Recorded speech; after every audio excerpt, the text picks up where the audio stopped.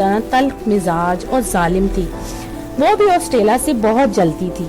आपने एक कहावत तो जरूर सुनी होगी कि खरबूजे को देखकर खरबूजा रंग पकड़ता है। इसी तरह माँ जिस तरह की आराम तलब, जालिम और तल्ख मिजाज थी, बिल्कुल इसी तरह इसकी बेटी मैकी भी थी। दोनों माँ बेटियां ऑस्ट्रेला से खूब काम लेती और खुद आराम करती।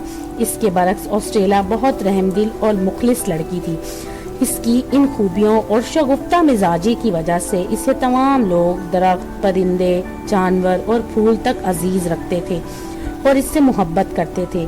ऑस्ट्रेला घर के तमाम काम निपटा कर बाहर निकल जाती और किसी को मदद की जरूरत होती तो इसकी मदद करती।